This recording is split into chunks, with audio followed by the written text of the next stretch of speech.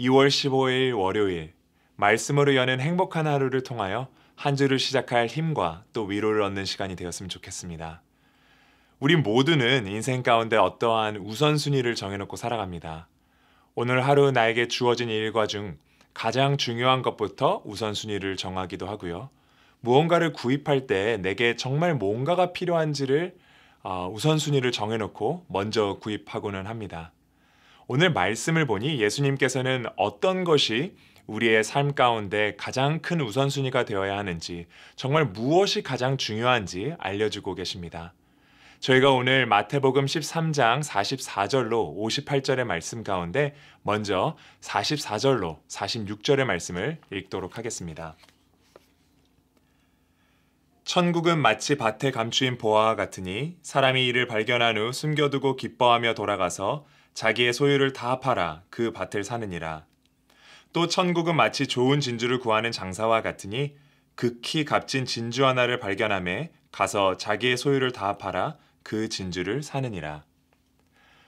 예수님께서는 당신의 제자들에게 이 하나님의 나라, 이 천국이 얼마나 영광스럽고 가치가 있는 자리인지 설명하십니다.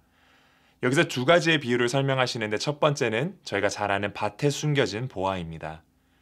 한 사람이 길을 가다 예상치 않게 밭에서 큰 보화를 발견하게 됩니다. 하지만 그 밭은 자신의 것이 아니었기 때문에 그 밭에 있는 것 또한 자신의 소유가 아니었습니다. 그래서 그는 자신의 집으로 돌아가 모든 소유를 팔고 그 밭을 사게 됩니다. 아마도 자신이 소유하고 있는 그 무엇보다도 그 보화가 더 값어치를 했기 때문일 것입니다. 그 밭이 우선 자신의 것이 되고 나면 그 밭에 있는 모든 것들은 자신의 소유가 됩니다. 또한 예수님께서는 진주 장사의 비유를 하시는데 천국이 마치 좋은 진주를 구하는 장사와 같다라고 말씀하십니다.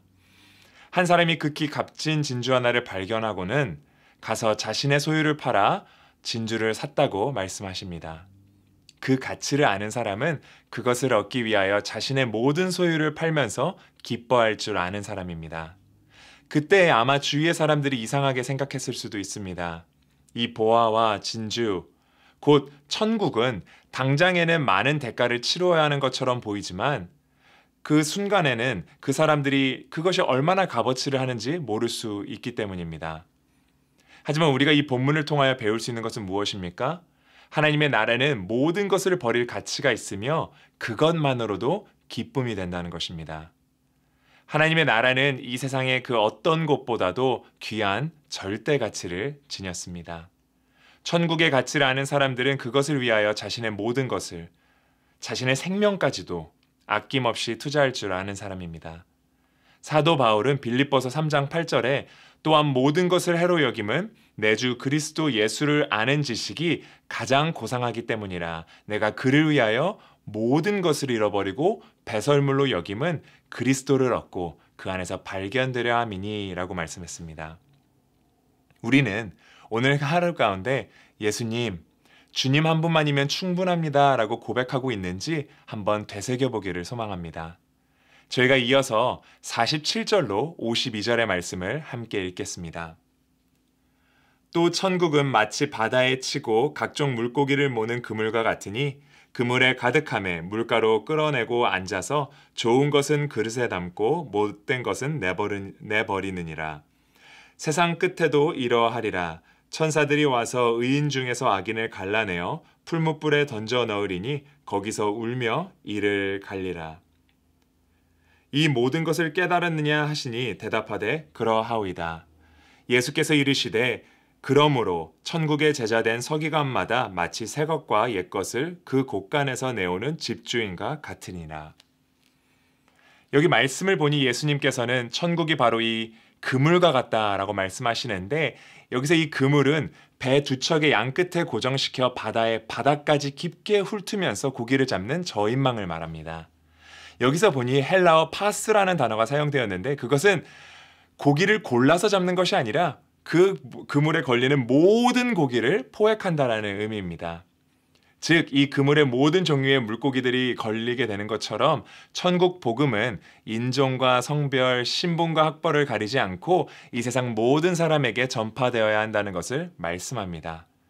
그런데 48절을 보니 여기서 그물에 잡힌 물고기 중 좋은 것과 못된 것이 분리가 될 것이라 말씀합니다.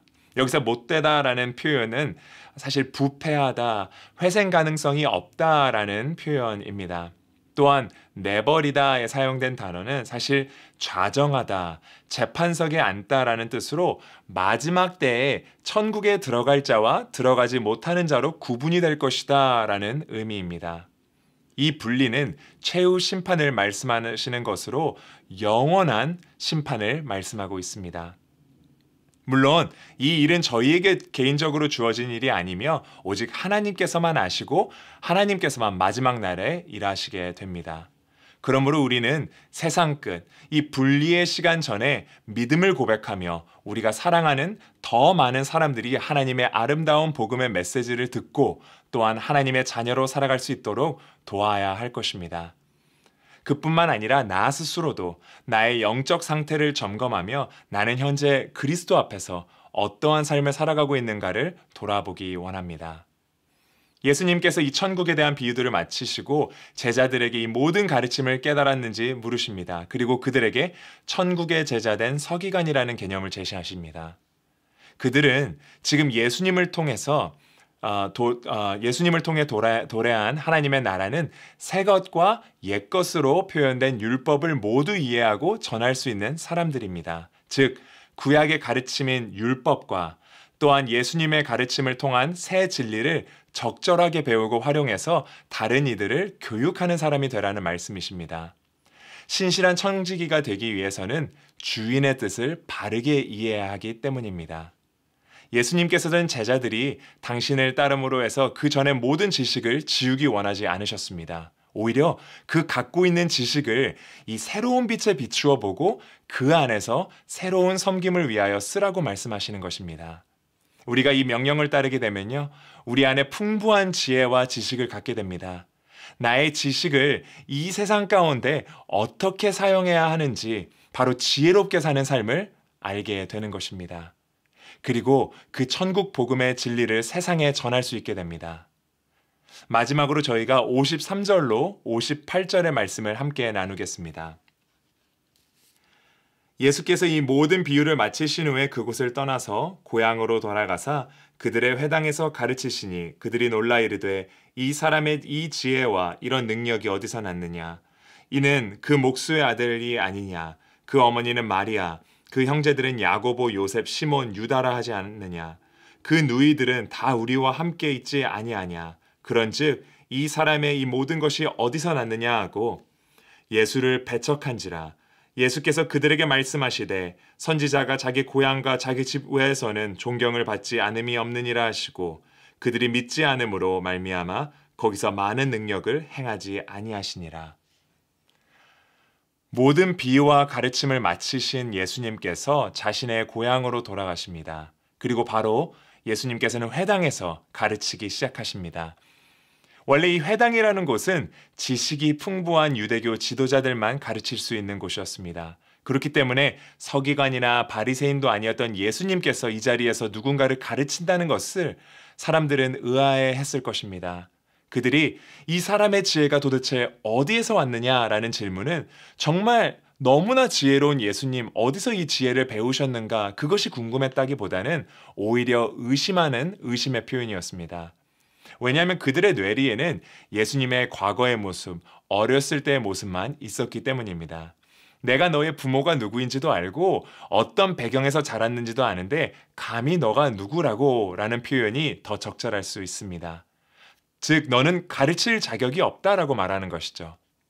그러자 예수님께서는 선지자가 자기 고향과 집에서만 존경을 받지 못한다라고 탄식하시며 그곳에서 많은 기적을 행하지 않으셨다라고 말하고 있습니다.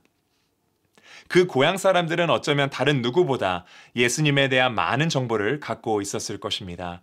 어디 출신이며 부모는 누구이고 어떤 과거를 가졌는지 잘 알고 있었습니다. 하지만 정작 그들은 예수님께서 진정 어떤 분이신지 몰랐다는 것입니다. 그것을 저희가 불신앙이라고 합니다. 그리고 그 불신앙의 결과는 예수님께서 그 가운데 어떤 능력도 행하지 않으심이었습니다. 유대인들도 마찬가지로 예수님을 잘 안다고 생각했지만 밭에 감추인 보화를 알지 못했고 복음이라는 귀한 진주의 가치를 깨닫지 못했습니다. 그것은 우리 또한 마찬가지입니다. 교회를 오래 다니고 성경 말씀을 통하여 예수님에 대하여 익숙하다 할지라도 정말 예수님께서 내게 어떤 분이신지, 어떠한 사명을 위하여 오셨고 내 안에 어떤 일을 하고 계신지는 모를 수가 있습니다. 우리 또한 눈에 보이는 것에 눈이 가리워져 진정한 진리와 귀한 가치를 보지 못하는 어리석음이 있어서는 안 될 것입니다. 오늘 말씀을 마무리하기 원합니다. 뛰어난 신학자이며 주석가인 워렌 위어스비는 오늘 이 마태복음 13장의 말씀, 특별히 숨겨진 보화와 진주에 대하여 흥미로운 시각에서 바라보는 것을 보았습니다. 그는 오히려 죄로 눈이 가리워져 있는 죄인인 우리의 시선이 아니라 예수님의 시선에서 예수님의 일하심을 설명했습니다. 여기 본문에 나오는 자는 보화만 산 것이 아니라 그 밭 전체를 샀습니다. 이 밭은 세상을 말씀하며 그 안에 귀한 보화는 주님의 자녀들인 이스라엘을 이야기한다고 위어스비는 이야기합니다. 즉 예수님께서는 이 밭 전체, 이 세상을 구원하기 위하여 당신의 생명을 십자가에서 내어주신 것입니다. 이 세상 속에 하나님의 자녀들을 위하여 모든 인류의 죄를 담당하신 것입니다. 저는 개인적으로 어떤 해석이 옳다 그르다 보다도 참 이 예수님의 시선으로 바라본 설명이 지금까지 이 본문을 익숙한 해석으로만 바라보았던 제 마음에 큰 감격을 주었습니다. 마치 요한일서 4장 19절의 말씀처럼 우리가 먼저 주님을 사랑한 것이 아니라 주님께서 우리를 먼저 사랑하신 것이기 때문입니다. 우리의 영적인 눈이 가리워져 있으니 예수님께서 먼저 우리에게 찾아오시고 무조건적이며 무한하신 그 사랑을 통해 우리의 눈을 열어주셨습니다. 이미 우리에게 보여주신 그 하나님 나라, 그 하나님의 나라를 우리가 붙잡으며 세상에 그 어떤 것도 내려놓을 수 있는 마음으로 우리 주님을 이 한 주간 예배하길 소망합니다. 함께 기도하시겠습니다. 주님 감사합니다. 주님, 정말 죄인인 우리를 위하여 그 모든 것을, 그 모든 생명을 우리에게 내어주시고 우리를 구원하시고 자유케 하셨는데 우리 또한 그 천국의 소망을 붙잡고 나의 삶의 모든 것을 내려놓는다 할지라도 예수를 붙잡는 저희가 되게 하시고 매일의 삶 가운데 나는 십자가 하나면 충분합니다. 예수 그리스도 한 분이면 충분합니다라고 고백하는 우리 모두가 될 수 있도록 그러한 정말 믿음을 허락하여 주시옵소서. 하늘 소망만을 품고 살아가는 우리 모두가 되길 소망합니다. 이 모든 말씀 예수 그리스도의 이름으로 기도했습니다. 아멘.